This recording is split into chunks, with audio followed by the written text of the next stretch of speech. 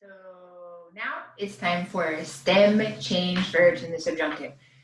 I guess the hardest part of this is knowing what is a stem change verb, and unfortunately, that's something that you learn in Spanish 1 or are supposed to remember from Spanish 1. So if you're not quite sure what your stem change verbs are in the subjunctive, that would be where it would be a good opportunity to look back at Spanish 1 material and look over that list and memorize your stem change verbs. There is no way to look at a verb in its infinitive form and just know automatically that is a stem change verbs. They just have to be memorized. You just have to know them. But once we have determined that a verb is a stem change verb, then that's what we're going to do right now. Figure out what to do with it in the subjunctive. How do we conjugate it in the subjunctive? Stem change verbs will largely follow the same rules as the regular verbs from a previous video. The only thing we have to keep in mind is the stem change, or maybe the lack thereof. To keep this video from being like an hour and a half long, I'm just going to keep it to 2 examples, and I'm going to talk about the rules and not the exceptions. So I'll kind of address that at the end about where to look for the exceptions, etc. But let's get started. So stem change verbs, sometimes depending on different resources or materials or texts or websites or whatever, sometimes stem change verbs can be considered or called stem change, stem changing, a couple of different things. It's all the same thing. So stem change verbs, if you remember back from Spanish, remember from back to Spanish 1 type materials, it's like E to IE. Once again, you guys are going to get sick of me saying this whenever we're working with the conjugations, but if you remember how to conjugate formal usted commands, we had the same issue. We had stem change verbs that did interesting or weird or tricky things in formal usted commands, and we also had spell change verbs that did interesting, tricky, confusing things with formal usted commands as well.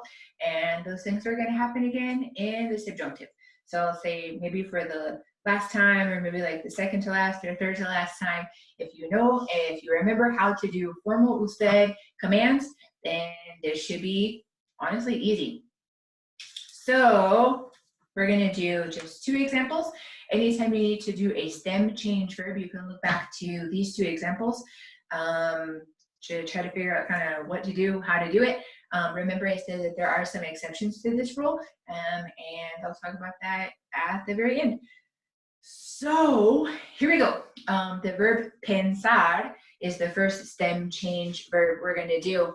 So we remember that the verb pensar means to think, and hopefully we remember from like a Spanish 1 class that pensar is an E to IE stem change verb.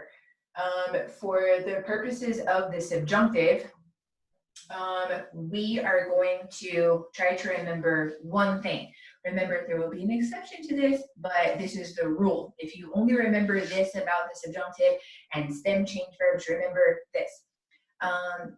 The stem change occurs here, here, here, and here, but as a rule, it does not occur here in the nosotros conjugation. An exception will be coming later. Hold on for that. But pensar, to think, E to IE, stem change verb. So we're still not going to skip any steps. We're still going to go through and go back to the yo conjugation of the present tense. And if we did that, then we would get yo pienso. Hopefully you remember the yo conjugation of the present tense. Yo pienso. Is this the subjunctive? No, it's our starting point. It's step 1. Step 2, wait, hold on, is we drop the O on the end of pienso.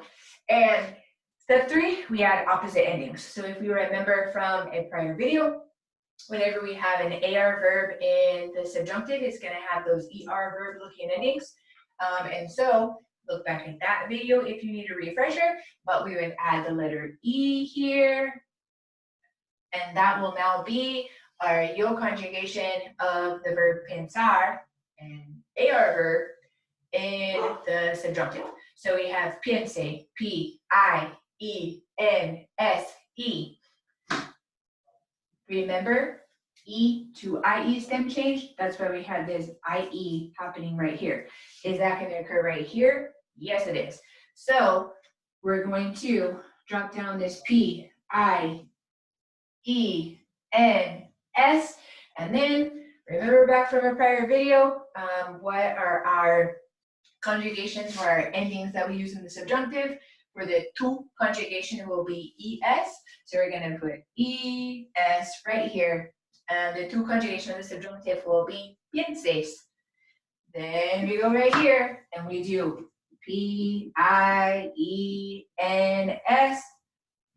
And this conjugation ending for the subjunctive is the letter E. And we plunk that down. So far we have piense, pienses, piense. We're not going to go up here yet. If you remember back to just a couple of minutes ago, I said that we are not going to do the stem change in this box as a rule. So we're going to go down here. We remember from one of those prior videos that the conjugation ending that's going to go on the end right here will be EN. So we're going to start off like this and do P-I-E-N-S, and then add what? E-N. It's kind of smushed in there, but it's added in there, I promise. And we say that piensen, P-I-E-N-S-E-N. And what do we not do here? We do not do the stem change with this AR verb right here. So it's not going to do the E to IE. It's going to stay the E that was found in the infinitive form of the verb of pensar. So no E to IE stem change here. We do P-E-N-S and then add the appropriate subjunctive endings for the nosotros conjugation, which is E-M-O-S. It went out of the box, but hopefully you can see it. Pensemos, P-E-N-S-E-M-O-S. So just to recap, we have pensar, which we have identified as a stem change verb from like a Spanish 1 class. It is E to IE stem change. And in the subjunctive, with our opposite endings, notice that all of these endings look like ER verb endings. So with our opposite endings, we have piense, pienses, piense, pensemos, no stem change in that conjugation, and down here, piensen. To give you an example of an ER or an IR verb that happens to be a stem change verb, we're going to do this next verb over here, entender. Entender means to understand. So hopefully you're understanding this. As a rule, we are not going to do the stem change in the nosotros conjugation. Remember that. We remember from a Spanish 1 class, hopefully, that entender is also an E to IE stem change verb. So we'll put that right here just so we remember. And hopefully we remember from this example that we're going to have our E to IE stem change right here, and right here, and right here, and right here, but not up here in the nosotros conjugation. So step number 1, go back to the yo box of the present tense. When we do that, we would have entiendo, entiendo, right? So I'm going to plunk that down, E-N-T-I-E-N-D-O. And remember, that's just our starting point. Step 1, yo conjugation of the present tense. Step 2, get rid of the O at the end with your finger. Ugh. I'm sorry. We're left with this as our new stem. Remember that this is an E to IE stem change, and that's where we have this IE happening right here. And then the only thing left we have to do to get to the subjunctive is add our appropriate subjunctive endings. You remember that from a prior video. ER and IR verbs in the subjunctive have AR verb looking endings. So hopefully you remember that the ending that goes here is a letter A. That is pronounced entienda, entienda.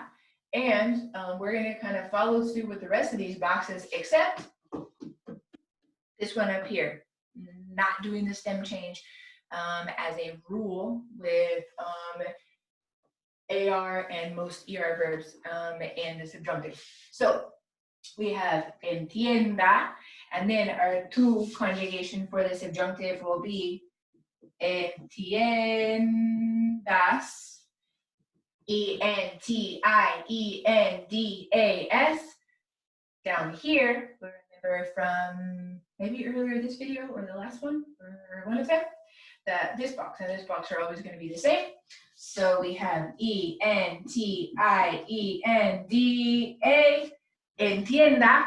We're not going to go up here yet because what does not happen there? The stem change. We're going to keep on the stem change roll and go down here in this conjugation, the third person plural conjugation, and we have E-N-T-I-E-N-D-A-N, entiendan. Remember that right here, E to IE is not going to occur in the nosotros conjugation. So we're going to go back to this E that we find in the infinitive form of the verb and do like this. E-N-T-E-N-D,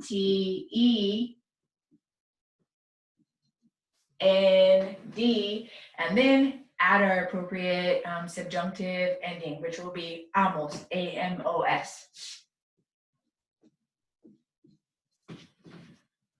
So we have entender, an example of an ER verb in the subjunctive that happens to be a stem change ER verb. Entienda, entiendas, entienda, entendamos, no stem change, entiendan, stem change. And piense, pienses, piense, pensemos, piensen. So it said that the thing to remember, if you only remembered one thing, with the stem change verbs in the subjunctive, is that we don't generally, as a rule, do the stem change in the nosotros conjugation. And we have seen that with these two examples. Whenever you're doing AR verbs, and for the most part, ER verbs in the subjunctive, look back at these examples. In your course, PowerPoints, materials, e-texts, all that kind of stuff that is available to you. I would, if I were you, take a few minutes and just look at some IR verbs and what happens to them, because even though it's not extremely common, look at, for example, the verb dormir, to sleep. That is an IR verb, and even though it's not extremely common, we sometimes have the stem changes that occur in the nosotros box. So again, to keep this video short, we're doing the rules and not the exceptions, and look at, for example, PowerPoints that are made available to you to see the exceptions that happen with stem change verbs when they happen to be IR verbs. It's not hard, but many of us will find that we just have to memorize it, so it's not something that I can teach to you. It's something that you just have to memorize, and this was stem change verbs in the subjunctive.